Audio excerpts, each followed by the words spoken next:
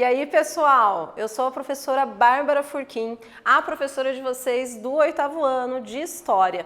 Nessa aula, a gente vai falar sobre o processo de independência, a construção do que será a Constituição do Brasil e vamos falar especificamente sobre as lutas da independência. Você está achando que o processo de independência do Brasil foi paz e amor e não aconteceu nenhum tipo de briga? Tá enganado. Vamos dar uma olhada que esse processo de independência no Brasil não foi assim tão pacífico como a galera diz. Quem vai acompanhar a gente durante toda essa aula como nosso intérprete é a Viviana. E vamos começar isso tudo? Vamos começar com os nossos objetivos. Por que a gente está estudando esse conteúdo? Bom, a ideia é compreender o processo de consolidação da emancipação política do Brasil como um campo de disputas e resistência. Como eu falei, vai ter treta aí envolvendo esse processo de independência. Vamos dar uma olhada? Bom, a independência do Brasil. O que você recorda sobre esse assunto? Como ela foi se organizar, né? Como ela se organizou? Esse daqui é o Dom Pedro I. Ele é o cara que vai estar envolvido nesse processo de independência. Bom, a independência do Brasil, para a maioria da população brasileira, ela não apresentou mudanças profundas. Isso porque a população, ela muitas vezes não sabia nem o que estava acontecendo nesse processo de independência. Quem participou ativamente desse processo, desse momento de busca por uma autonomia política, econômica no Brasil, né, tentando se livrar de Portugal aqui, vai ser a elite brasileira, vão ser os comerciantes, os grandes proprietários de terra, os políticos, uma elite cultural. A maioria da população, ela realmente não sofreu grandes mudanças profundas.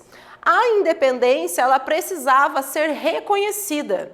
Ocorreram vários conflitos contra portugueses residentes no Brasil e também uma indenização a Portugal. Então a gente vai ver que tem gente que não concordou com esse processo de independência e isso vai acabar gerando algumas lutas, as chamadas lutas pela independência aqui no Brasil. Olha só, aqui a gente tem uma imagem de Joana Angélica, que ela é considerada nesse processo, nessas lutas que vão existir com relação à independência no Brasil. Ela vai ser considerada um mártir da independência, morreu através de lutas da independência. Vamos conferir então como é que foi todo esse processo? Bom, quero que vocês observem essa notícia aqui ao lado e me digam, você sabia que a Escócia, que está lá no Reino Unido, reivindica atualmente a independência desse Reino Unido? O Reino Unido, ele comporta a Inglaterra, o país de Gales, a Escócia e a Irlanda do Norte. E existe uma tentativa, né, de um pedido de independência da Escócia com relação a essa participação, né, dentro do Reino Unido. Processos de independência, eles não são simples, eles não acontecem de uma maneira muitas vezes pacífica. Vão existir conflitos, inclusive de interesses, com relação a esses processos de independência. E ainda hoje eles vão gerar muita repercussão. Qual a sua opinião sobre isso? Será que existe a necessidade de uma independência, não só na Escócia, como em todos os processos históricos do passado e os processos que nós vivemos hoje? Será que esse pedido de independência de uma nação perante outras, ele não é também um pedido de uma representatividade política, de uma participação maior dentro da sociedade daquela nação? Vamos pensar sobre isso? Bom, observar o processo de independência no Brasil, como ele aconteceu a partir de lutas em algumas províncias. O Brasil, gente, ele era organizado em províncias, como se fossem espécies de estados. Então, as províncias, elas, de certa maneira, existiam representantes políticos nessas províncias, mas o grande líder, o chefe, né, dessas províncias, naquele momento, a partir do processo de independência, seria o Dom Pedro I. Bom, isso tudo vai nos permitir perceber que o processo de independência ele não foi apenas realizado de forma pacífica. Teve gente brigando por esse processo de independência. Aqui essa pintura ela retrata a Batalha de Genipapo, uma das batalhas, um dos conflitos que vão acontecer nessas lutas da independência. Temos nossa primeira atividade, quero que vocês copiem, respondam no caderno de vocês e daí a gente já volta para ver se essa resposta de vocês está certa, tá tudo se encaminhando com o conteúdo que a gente está estudando.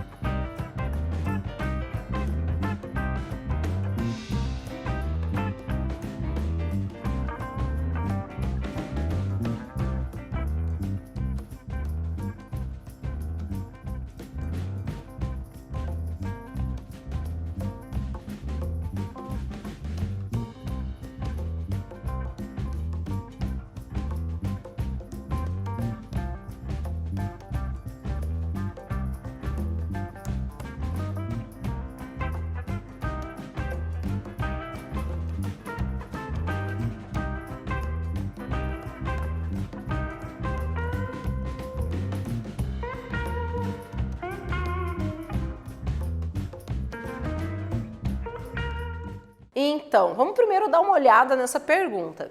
A pergunta era o seguinte: o que a independência do Brasil representou para os brasileiros e para os portugueses? E a independência do Brasil, ela representou o fim do domínio português na América. Entretanto, para a maioria da população brasileira, ela não apresentou mudanças profundas. Isso porque quem vai mais participar desse processo de independência é aquela elite brasileira, né? A independência, ela ainda precisava ser reconhecida, tanto pela sua população quanto pelo mundo. Isso porque Portugal não havia reconhecido a independência do Brasil. Para eles, o Brasil não era uma nação independente. Para várias nações da Europa importantes e para outras nações aqui na América, esse processo de independência, ele ainda não havia sido legítimo.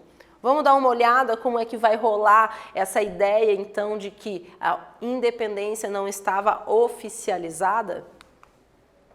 Bom, a corte portuguesa ela vai exigir um posicionamento de Dom João VI, já que os portugueses residentes no Brasil, eles vão começar a formar movimentos de resistência.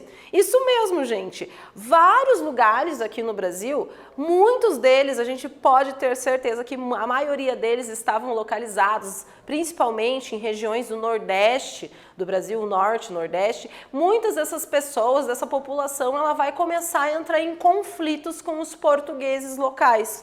Olha só, o enfrentamento de tropas portuguesas e brasileiras vai ocasionar diversas batalhas pelo país, né? Em especial, como eu acabei de falar, com o Norte e o Nordeste, né? Aqui a gente tem até um periódico, um jornal, né, da época, baiano, que vai criticar duramente os interesses portugueses. A população brasileira, né, em especial, ainda aquela participação da elite econômica, política, intelectual do Brasil, ela sentia que essa independência não havia ainda rendido frutos para ela, que os portugueses ainda estavam exigindo aquela participação que durante séculos eles estiveram aqui no Brasil. Temos a Batalha de Genipapo, né, um desses conflitos que vão existir. Na Batalha de Genipapo, as tropas portuguesas elas vão enviar armamentos e soldados para o Piauí. É ali onde vai acontecer, então, esse conflito. E a liderança, né, sob a liderança do general Cunha Fidié. Bom, nós vamos ver que essa batalha de Genipapo, ela vai ser bastante importante dentro de todos esses conflitos de luta pela independência, porque ela vai acabar unindo outras províncias que eram naquele período as províncias da Bahia, do Ceará, do Maranhão, e eles vão acabar enfrentando um armamento até bem pesado dos portugueses, canhões na época, né, em março de 1823. Porém, eles vão ser derrotados. Olha só, então a gente está vendo que não foi tão pacífica esse processo de independência, que vai ocorrer, né? A gente vai ter aí como uma data, inclusive, que é comemorada com feriado aqui no Brasil, no dia 7 de setembro de 1822. Nós vamos ver que já se passaram ali, né, meses, um bom período, quase um ano desse processo de independência, é o ano de 1823, e a população está entrando em conflito com os portugueses para essa oficialização dessa independência. A independência na Bahia. Gente, na Bahia vai acontecer uma insurreição baiana. Vários locais da Bahia vão entrar em conflitos por causa dessas lutas da independência. E a gente vai ver que as relações entre portugueses e brasileiros vão começar a se acirrar cada vez mais, promovendo uma verdadeira cisão, ou seja, uma separação entre esses dois grupos que estavam ali muito fortes, representados em Salvador. Isso mesmo antes da independência que aconteceu em 7 de setembro de 1822. Então esse é um conflito, essa é uma disputa que já estava rolando já tem um tempo aí. A gente também não pode deixar de pensar por que essa participação da região Norte e Nordeste foi tão importante, tão fundamental nesse processo de independência. Durante muito tempo, enquanto o Brasil era colônia, né, a economia brasileira ela estava muitas vezes centrada naquela região, onde existia uma grande produção, né, de açúcar, onde existiam vários produtores, né, agrícolas ali. Então, existia uma grande importância econômica daquela região ali do Norte e Nordeste. Esse é um movimento separatista que ele vai acabar tomando várias forças e vai se espalhar, então, por várias regiões ali da Bahia. Uma dessas batalhas do que vai acontecer naquela região é a Batalha de Pirajá. Na Bahia, então, vão ocorrer vários soldados, vários combates, e esses soldados brasileiros eles vão conseguir cercar as tropas portuguesas em Salvador. Isso mesmo, essas tropas brasileiras elas vão vencer os portugueses, a gente vai ter isso aí como uma vitória muito importante dentro dessas lutas do processo de independência. E tem mais, o dia 2 de julho de 1823 é a data em que as tropas portuguesas elas vão ser forçadas a deixar o Brasil e vai acabar consolidando essa vitória brasileira. Inclusive, lá na Bahia, eles não comemoram o 7 de setembro como uma data oficial do processo de independência do Brasil. Lá na Bahia, eles comemoram o dia 2 de julho de 1823, né? Como foi a data oficial em que ocorreu a independência do Brasil. Aqui a gente tem um quadro que vai mostrar essa tropa brasileira em 1823 desfilando vitoriosa por essas ruas de Salvador. E dentro desse processo, dessas lutas da independência, que vão mostrar, né, que não foi tão pacífico, né, dessa maneira tão amigável que ocorreu a independência do Brasil, a gente vai ter um protagonismo feminino muito grande. Várias mulheres participaram desses conflitos. Eu trouxe aqui duas para a gente dar uma olhada e ver qual foi a importância da participação delas. Uma delas é a famosa Maria Quitéria. A Maria Quitéria, ela desobedeceu a sua família e ela vai se disfarçar de homem. Aqui a gente tem um quadro dela disfarçando-se de homem, cortando os cabelos, né? E vai vestir um uniforme militar, vai atuar em algumas batalhas contra os portugueses na Bahia. Algumas pessoas, inclusive, chegaram a chamar Maria Quitéria de Joana d'Arc brasileira, como uma homenagem também a essa figura histórica que vai também se vestir como um homem e vai participar de conflitos, né? Isso lá na França há muito tempo. Bom, depois dos conflitos ela vai ser condecorada pelo próprio Dom Pedro I, como, né, por todo esse ato de bravura, né, dela. Olha só, a gente está falando de 1823 e a gente está tendo uma participação ativa, né, de uma mulher muito jovem dentro, dessas batalhas que fizeram parte das lutas pela independência. Uma outra pessoa bastante importante, um nome que inclusive gera aí por algumas pessoas algumas dúvidas, porque tem algumas pessoas que dizem que ela só parte da ficção, da mente das pessoas. Inclusive também daí a gente vai ter do outro lado alguns historiadores que dizem que existem provas sobre a existência dela e a luta dela vai ser a Maria Filipa de Oliveira. Ela era uma mulher negra já que havia conseguido a libertação, ela trabalhava como marisqueira, né, ali na questão de pesca, pescadora, como trabalho braçal, ela era uma mulher até bem forte, e ela morava na ilha de Taparica, na Bahia, e a gente vai ver que a Maria Filipa viu ali o seu trabalho sendo limitado e vai acabar encorajando várias pessoas, muitas delas mulheres, para lutarem nessas lutas contra a independência e contra as tropas portuguesas. Segundo alguns comentários, ela teria liderado até 200 pessoas, então numa insurreição contra essas tropas portuguesas. Temos a nossa atividade aqui. Eu quero que vocês copiem e respondam no caderno de vocês essa atividade e daí a gente já retorna para ver se a resposta de vocês está correta.